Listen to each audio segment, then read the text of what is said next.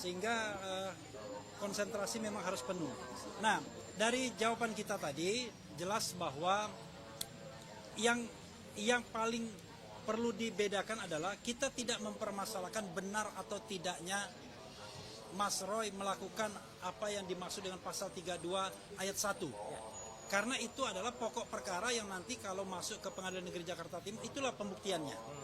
Dan kami mengatakan bahwa kami yakin dalam pokok perkara pun kami yakin bahwa Mas Roy tidak melakukan itu. Tetapi ini bicara mengenai apakah penyidik memiliki alat bukti dengan kualitas tertentu sehingga bisa mengenakan pasal tersebut kepada Mas Roy. Sebagai contoh misalnya pasal 32 itu mengatakan dokumen itu haruslah rusak atau hilang. Nah, rusak atau hilangnya dokumen tersebut harus milik seseorang. Haruslah milik Joko Widodo dalam konteks ini. Tapi kalau Jokowi tidak memiliki dokumen elektronik itu atau informasi elektronik itu udah batal seharusnya. Untuk dikenakannya pasal ini terhadap Mas Roy.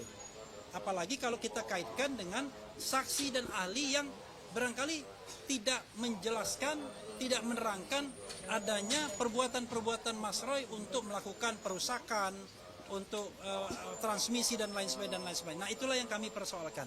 Selanjutnya barangkali kita bagi-bagi nanti ayat dulu. Tadi ada insiden sedikit. Kita menyetop Soraya bukan karena apa? Karena dia nggak pakai kacamata. Jadi dia tidak bisa membaca secara baik, makanya kemudian langsung digantikan. Silakan Soraya. Ke tengah. Oke. Ke tengah. Ya, jadi alhamdulillah. Ya. Sampingnya. Oke, alhamdulillah tadi kita sudah laksanakan satu proses persidangan yang lancar dan semoga hasil nanti akan menjadi hasil yang baik. Amin. Dan untuk itu mungkin ada hal-hal yang nanti akan kita uraikan lebih lanjut dan lebih detail yang nanti akan disampaikan oleh rekan kita GoFood. Oke, ya nanti dulu. Pak Satya Negara dulu. Balikan ke sini dulu. Ya, balikan. Oke. Pak Yasena. Pak Yasena. Satya Negara, silakan. Baik, terima kasih. Menambahkan aja ya terkait dengan disampaikan tadi sama Bang Repli, terus Mbak Ayana, Mbak Soraya. Ya memang pasal 32 ayat 1 ini itu digital. Ya sekali lagi digital. Tadi udah sampaikan juga. Kalau memang punya dokumen digital, ijazah digital, boleh. Tapi kalau nggak punya dokumen digital, hanya analog aja, terus dibilang dipotong-potong, dirusak, apanya yang dirusak? Ya, ini berapa kali saya sampaikan. Ya, dan hal inilah yang menyebabkan Undang-Undang ITE ini diterapkan untuk klien kami, Bapak KRMT Roy Suryono Todiprojo, itu sangat tidak tepat. Ya, sangat tidak tepat. Ya, kalau yang tepat untuk siapa? Yang tepat yang mengupload itu siapa? Saudara Dian Sandi itu yang tepat, bukan beliau. Ya, nah, dan mengenai masalah dipotong-potong, ya dipotong-potong apanya? Ya, nggak ada orang dipotong-potong. Ya emangnya tempe tahu dipotong-potong? Nggak ada. Ya ini dokumen dipotong-potong apanya? Kan yang diambil kopi, berarti ada dong di situ tempatnya. Nah kalau ini sudah ando kembali lagi normal, nggak ada yang dipotong-potong. Beliau ini hanya menganalisa, ya meneliti apakah benar dokumen digital ini sesuai dengan keasliannya, keabsahannya. Hanya itu. Kenapa kok harus dihukum sampai, waduh luar biasa deh. Silahkan jabarkan sendiri. Sampai mau dipenjarakan, dipidanakan. Padahal itu upaya terakhir, ultimum remedium. Ya hal seperti itu kalau memang terbukti. Kalau nggak terbukti janganlah mendolimi orang. Kasihan. Ini sebagai contoh aja ya terkait dengan permasalahan ini. Dan kalau memang hal ini dilegalkan, dibenarkan, ya tunggulah rakyat Indonesia yang ada ini pasti akan mengalami hal yang serupa. Saya rasa itu, mohon dukungan doanya. Mari kita tegakkan hukum di negara Republik Indonesia tercinta ini sesuai dengan undang-undang yang sudah dibuat oleh DPR ya selaku pembuat undang-undang dan aparat penegak hukum selaku pelaksana daripada undang-undang menerapkan secara baik dan benar. Insya Allah, Allah akan melindungi, Allah akan mengizinkan, Allah juga akan memberikan suatu kebaikan buat hambanya semua. Tapi manakala bertentangan, dolim, maka tunggu ajab. Apabila manusia sudah tidak sanggup lagi melaksanakan penegakan hukum ini dan semua orang dolimi, mangga. Silahkan lakukan itu, tapi tunggu. Naudzubillahi mindzalik. Pasti ajab akan turun. Hanya Allah yang tahu. Terima kasih. Assalamualaikum warahmatullahi wabarakatuh. Waalaikumsalam warahmatullahi wabarakatuh. Yang diazab bukan mangga ya tadi ya. Maklum. Sistemnya ada. Dah, Abdul Ghafur dulu ya. Oke. Silakan. Assalamualaikum warahmatullahi wabarakatuh. Bismillahirrahmanirrahim. Rekan-rekan media, tadi sudah kami sampaikan replik. Bukan Bang Refli Harun ya. Replik. Replik Harun, bukan ya. Replik itu artinya adalah tanggapan kami terhadap jawaban dari termohon dan eksepsi dari turut termohon. Ada beberapa hal strategis yang tadi kami tanggapi. Yang pertama kami tanggapi adalah bahwa kami mengajukan permohonan pra-peradilan ini bukan untuk menguji aspek material dari pasal 32 ayat 1 Undang-Undang ITE. Tetapi lebih kepada bagaimana penyidik mendapatkan bukti yang cukup, dua alat bukti yang cukup atau dua alat bukti yang sah. Dan tadi kami tanggapi bahwa meskipun tadi dalam jawaban termohon bahwa mereka sudah punya minimal 3 alat bukti, ada keterangan saksi, ada ahli, dan kemudian ada surat, kami tanggapi satu persatu. Bahwa pertama terhadap ahli itu haruslah ahli yang berkompeten. Ya. Kedua, saksi. Tadi di jawaban termohon adalah ada 148 saksi. Kami menantang penyidik Polda Metro Jaya dan tadi tidak terlihat dalam jawaban mereka apakah 148 saksi itu adalah saksi yang relevan tidak? Saksi yang berkualitas tidak? Untuk melihat bahwa Mas Roy melakukan manipulasi data elektronik, menghilangkan, mengubah, menambahkan atau mengurangi dan membuat tidak bisa dapat diakses lagi, dan kemudian besok kita akan buka-bukaan ya. Apakah saksi yang mereka miliki dan kemudian saksi tersebut kami hadirkan dalam pra-peradilan ini diminta nggak keterangan bahwa Mas Roy ini telah mencuri, meretas, kemudian menghack data elektronik. Itu hal yang pertama. Kemudian hal yang kedua terkait dengan alat bukti surat. Bukti surat yang tadi kami maksudkan di dalam replik itu bukan screenshot daripada dokumen Dian Sandi ataupun juga screenshot terhadap penelitiannya Mas Roy, tetapi dokumen elektronik yang valid, yang sah, dan kemudian itu bisa dijadikan sebagai alat bukti. Ya, kami melihat bahwa dari jawaban termohon tadi sama sekali tidak menguraikan apa yang dimaksud dengan bukti surat. Bukti surat yang mana?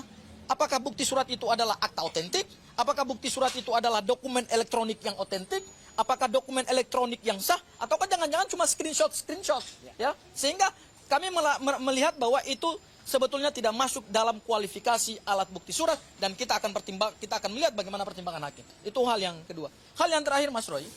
Tadi saya menonton banyak sekali di media-media bahwa tanggap jawaban dan eksepsi jaksa penuntut umum, termohon dan turut termohon tadi seolah-olah sudah dikabulkan oleh hakim. Ya itu bukan. Ya, termohon dan turut termohon mempunyai hak hukum untuk memberikan jawaban dan tanggapan terhadap permohonan kami. Tetapi apa yang dibacakan tadi itu kemudian belum diputuskan. Ya, dan tadi sudah kami bantah juga dalam replik dan biarkan proses hukum ini berjalan dan besok kami akan masuk kepada tahap pembuktian dan pada akhirnya kita akan landing dengan putusan pengadilan. Dan terakhir lagi Mas Roy, saya ingin mengatakan bahwa tadi di dalam replik kami membantah dalil dari turut termohon yaitu jaksa penuntut umum yang mengatakan bahwa mereka masih tetap ingin memaksakan pemeriksaan pokok perkara. Ya, karena undang-undang yang berlaku dalam proses hukum acara pidana yaitu pra-peradilan adalah Undang-Undang 8 tahun 1981. Tetapi tadi sebagaimana yang sudah dibacakan oleh Bang Refli Harun, kami mendasarkan pada Undang-Undang nomor 20 tahun 2025 dan kita sudah punya presiden. Yaitu apa? Yaitu putusan pra-peradilan kemarin pada permohonan penangkapan, penahanan, penggeledahan yang tidak sah itu hakim tunggal pra-peradilan menggunakan KUHP baru. Oleh karena itu, berdasarkan pasal 136 ayat 1 huruf E, maka 163 huruf ayat 1 huruf E, maka pemeriksaan pokok perkara terhadap Mas Roy di Pengadilan Negeri Jakarta Timur tidak bisa dilakukan sekarang atau harus ditunda karena permohonan pra-peradilan sedang berjalan. Oleh karena itu tadi kami sampaikan bahwa ini ada ambiguitas hukum dari penuntut umum ingin memaksakan pemeriksaan pokok perkara, sementara berdasarkan pengalaman kami di pra-peradilan yang pertama itu tidak bisa dilanjutkan pemeriksaannya. Itu barangkali dari saya, Bang Refli. Ya, baik. Tibalah pada saat yang berbahagia. Oke, maaf. Ya, assalamualaikum warahmatullahi wabarakatuh.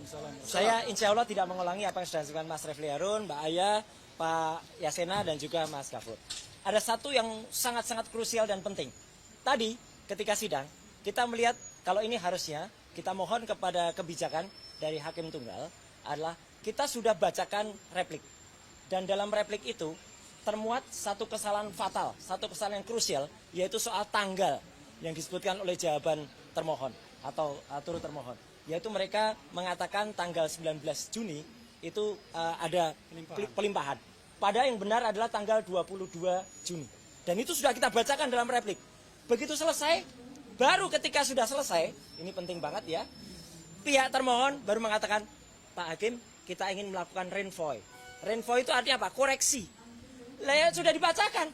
Jadi harusnya koreksi itu dilakukan sebelumnya, atau koreksi itu dilakukan atau nggak perlu ada salah. Jadi itu fatal ya. Jadi artinya itu semoga menjadi catatan penting, karena kalau tanggal 19 itu perkara belum dilimpahkan. Perkara masih ada ketika itu tanggal, ketika ada penangkapan, kemudian penahanan, dan kemudian penggeledahan. Jadi belum 22 Juni. Kalau 22 Juni itu berarti ketika perkara itu sudah dilimpahkan. Nah, saya kira saya hanya tambahkan itu aja yang paling penting. Dan insya Allah apa yang dilakukan di sore hari ini, nanti masih ada acara lagi ya. Acaranya adalah kita mendengarkan yaitu duplik. Tapi mungkin saya tidak akan ikut mendengarkan ya. Ada beberapa kuasa hukum yang akan berat. Karena ini istilahnya kalau teman-teman lihat tuh kok bolak-balik kayak main kartu. Ya, kita main kartu nih, bolak-balik lah ini. Gambarnya bolak-balik kayak main kartu. Ya gitu. Jadi memang proses persidangan begitu. Ya, dan ini harus cepat kita lakukan, dan kita lakukan dengan kuasa hukum yang smart, kuasa hukum yang tepat, tegas. Bisa dibayangkan kan jawaban tadi 30 sekian halaman tuh, kita baru bubar dari sini jam 10:30. Kemudian itu sudah selesai jam 1, dan kemudian sudah jadi kita jilid, langsung kita sampaikan. Jadi inilah tim kuasa hukum sekali lagi yang memang membersamai saya selama ini, dan terima kasih untuk tim kuasa hukum lama yang memang sudah tidak lagi membersamai. Ya, dan saya harapkan mereka juga tetap tegar kalau mau membela, ayolah kita sama-sama membela. Membela antar teman nggak apa-apa. Saya hormat saya untuk Bu Kurnia, hormat saya untuk Pak Rizal Fadilah, hormat saya untuk Mas Rustam yang terus berkomunikasi, dan tentu saja dengan Bu Tifausia Tiasuma. Ya, saya kira itu saja. Terima kasih. Wassalamualaikum warahmatullahi wabarakatuh. Bolak-balik kayak kartu. Ya, cukup ya. Oke. Oke. Ya. Kecuali kalau ada pertanyaan.